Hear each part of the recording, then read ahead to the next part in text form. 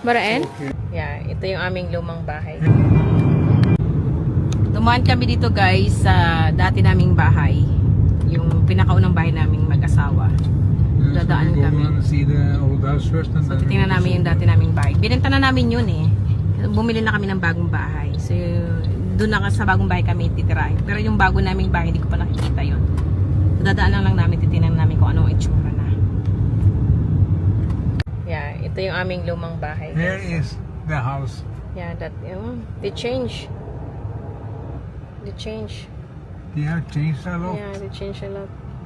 Yan, dati yan yung, Oh yan yung my dating goodness. bahay namin.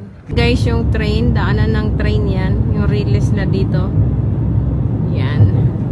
So, yung railway station guys, dyan kami nag-aabang kapag punta kami ng Norway, ay ng Oslo. So, nakita na namin yung bahay namin guys. At ang laki na ng pinagbago. Ngayon ay pupunta naman kami sa tita ni Runa. Nice, hindi masyadong malamig ngayon. Ayan, dito kami pupunta sa apartment na yan.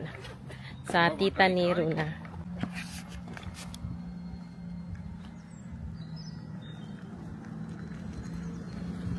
Wala na sa apartment yung tita ni Runa, kaya dumiretso na kami papunta sa bahay. Mula kasi dito sa dati naming bahay hanggang doon sa bagong bahay namin na binili ay mga 30 minutes pa nga yung tatakbuhin namin bago nga kami makarating. Pero bago nga kami umuwi doon sa bahay namin ay dumaan na muna kami sa isang supermarket para bumili ng pagkain namin. Mostly ng mga bread lang at saka mga palaman sa tinapay, yun yung binili namin ng araw na yan. Hindi ko alam, ito palang supermarket na to mga mi ay meron na pala silang bigas dito. Kung alam ko lang talaga bumili na ako. Dati kasi 10 years ago, makakabili ka lang talaga ng bigas sa mga Asian store. Tapos nakakagulat talaga yung presyo dito mga mi kasi doble hanggang triple pa dyan sa presyo sa Pilipinas. Pero isa sa talaga nagagandahan ko na naman dito mga mi, itong mga bulaklak na akala mo ay mga plastic. Pero tunay na tunay sila. Pag ganito nga pasamir mga mi ay maraming bulaklak ang nagsisipaglabasan at display dito sa tindahan. Naiinggan nyo na naman nga akong bumili, buti talaga napigilan ko pa yung sarili ko. Katapos nga namin mag-grocery mga mi, ay umuwi na nga rin kami at abangan nyo po sa next vlog ko kasi papakita ko sa inyo ang aming bahay dito sa Norway. Thank you for watching guys at mag-ingat kayo palagi.